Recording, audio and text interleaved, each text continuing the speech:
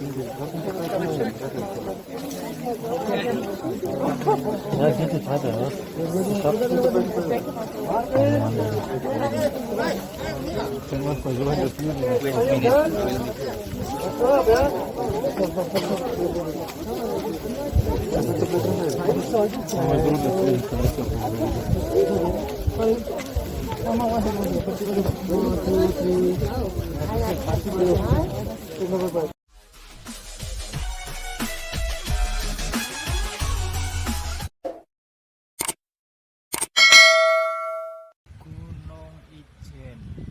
Kawah Ijen menjadi salah satu kawasan taman wisata alam yang dikelola oleh Balai Konservasi Sumber Daya Alam Provinsi Jawa Timur.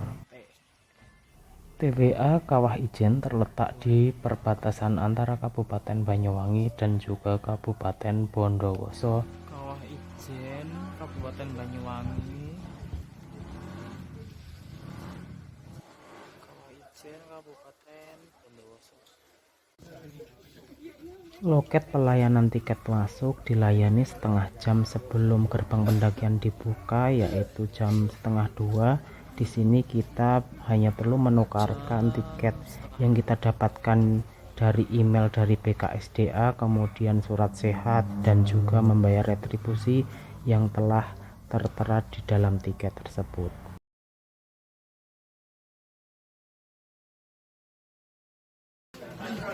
Setelah menunggu beberapa saat, pada pukul 2 gerbang pendakian dibuka, dan pendakian kali ini banyak didominasi oleh turis-turis asing. Mereka yang ingin menikmati Blue Fire harus mendaki pada dini hari ini agar bisa terlihat dengan jelas. Bagi pendaki yang merasa tidak mampu melakukan pendakian, bisa menggunakan jasa ojek dorong yang naik di trailer, kemudian didorong dan ditarik oleh beberapa orang pada saat naik maupun turun, dengan biaya naik turun adalah 1,5 juta rupiah. Fenomena sosial yang terjadi di Ijen, di mana para pengojek ini rata-rata adalah penambang belerang di kawasan Ijen.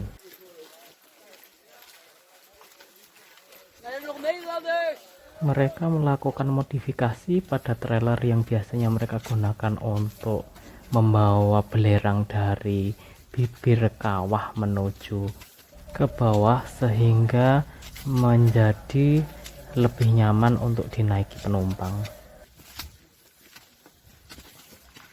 Sebetulnya trekking menuju Kawah Ijen hanya memerlukan waktu kurang lebih 2 jam.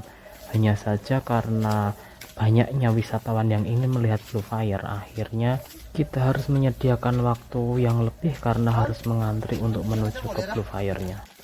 Namun jika Anda hanya ingin menikmati keindahan Kawah Ijen tanpa melihat Blue Fire, Anda bisa mendaki kapan saja karena loket terakhir dibuka sampai jam 12 siang.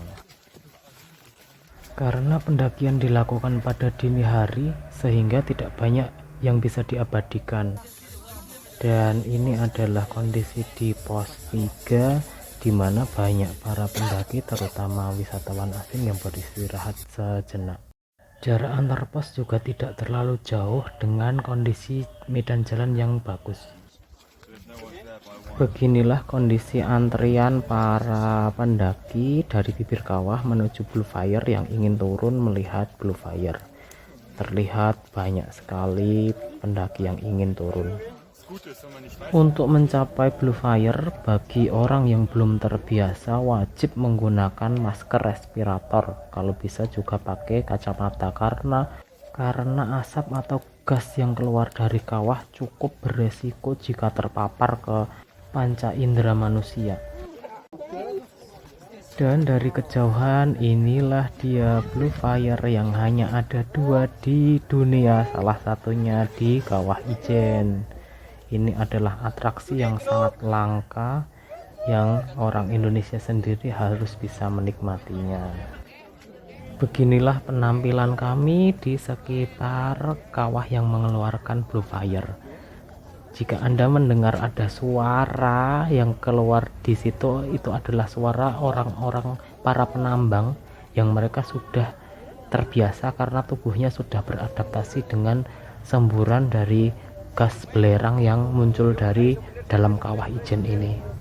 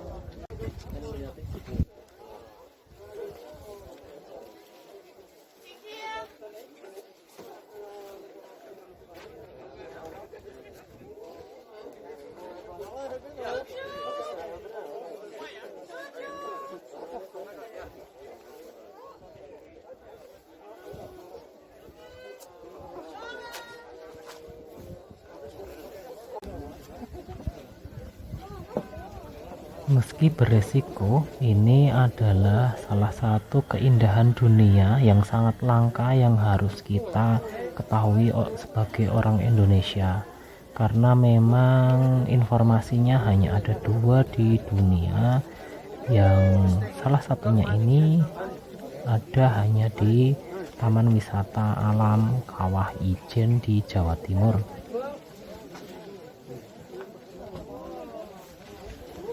Dengan adanya moda transportasi umum yaitu Damri KSPN, Kawasan Strategis Pariwisata Nasional khusus Banyuwangi, kita bisa menempuh perjalanan ke Kawah Ijen di rute timur, yakni dari Banyuwangi. Anda bisa memilih dijemput oleh pihak Damri dari Taman Sri Tanjung atau stasiun Banyuwangi Kota. Sementara yang saya lakukan, saya mengambil rute dari arah barat, yaitu dari arah Jember, dan diberikan penawaran untuk dijemput di Pul Damri Jember, Terminal Tawang Alun Jember, kemudian bisa juga di stasiun Jember atau di alun-alun Bondowoso.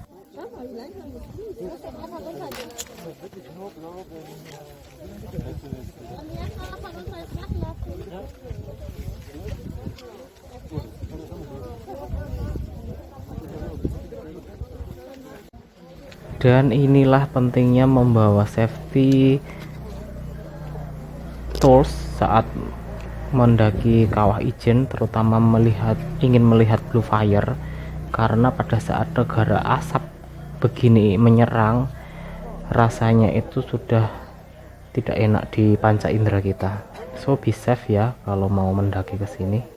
Tak dipungkiri, banyak pula dari para pendaki, terutama wisatawan asing, yang kemudian panik, habis itu berlari ke belakang, akhirnya terjatuh karena di depan blue fire ini ada kubangan-kubangan air yang memang tidak terlihat pada saat malam hari.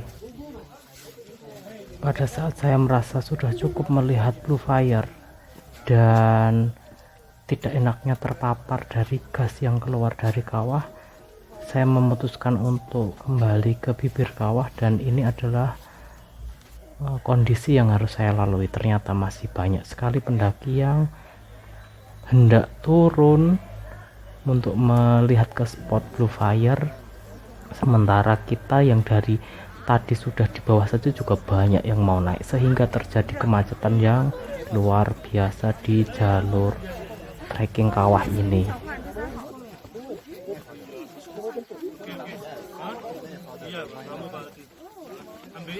Martin, iya Pak? Mister. Iya Pak Mis. Iya nanti Pak Aldi. Halo, Maender.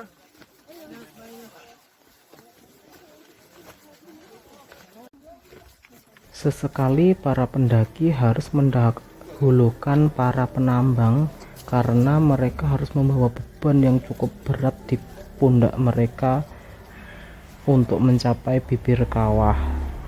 Jadi wajib ya bagi kita untuk memprioritaskan para bapak-bapak pejuang rupiah ini agar bisa dengan cepat sampai ke bibir kawah. Give way, please. Give way, Mas. Give way, give way.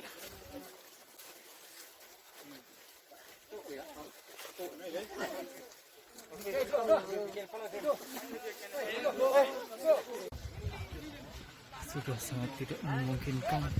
Berharap bisa menyaksikan matahari terbit, ternyata pagi ini gagal karena badai, angin dan hujan menerjang sehingga pakaian saya basah kuyup dan saya tidak berpikir untuk lama-lama di puncak dan segera bergerak untuk menuju ke bawah.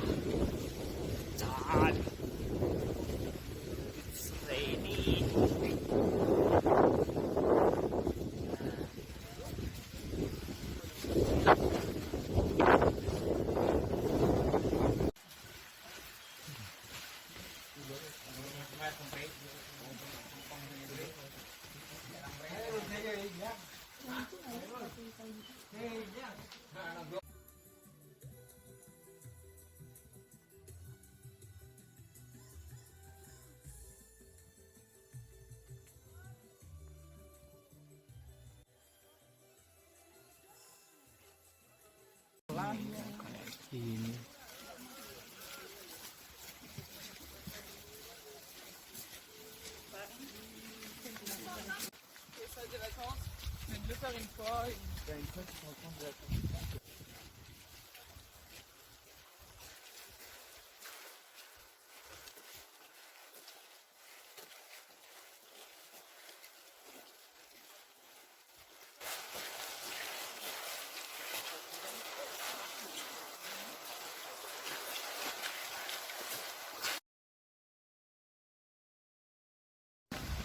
akhirnya sampai juga di Pospal Tuding kembali.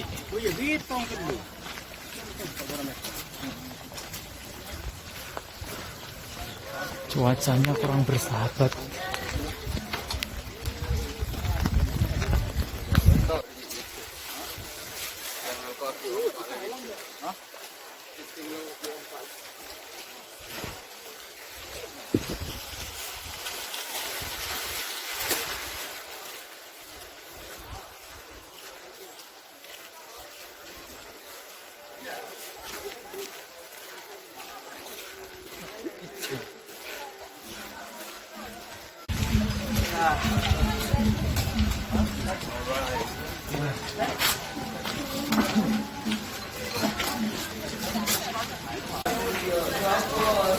Berhubung hujan terus mengguyur kawasan ini, akhirnya saya membatalkan untuk rencana mendirikan tenda dan berteduh di sebuah bangunan di kawasan Paltuding ini. Ini saya sedang berada di Pos Paltuding,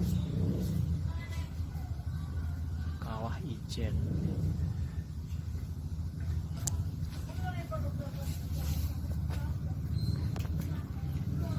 Ini bisa dibaca sedikit.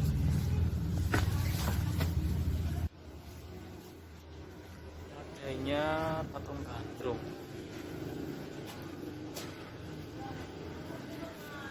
Kawah Ijen.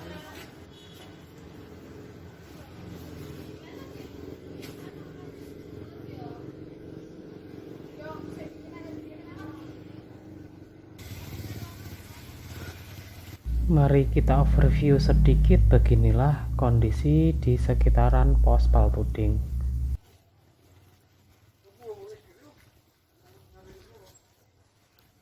Iya, Gunung Ranti.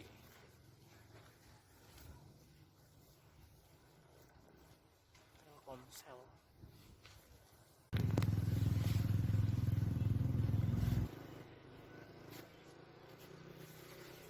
Palpuding yang masuk wilayah Kabupaten Banyuwangi.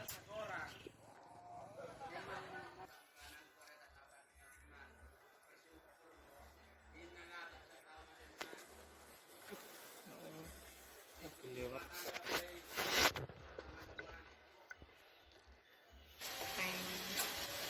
Semoga berhasil.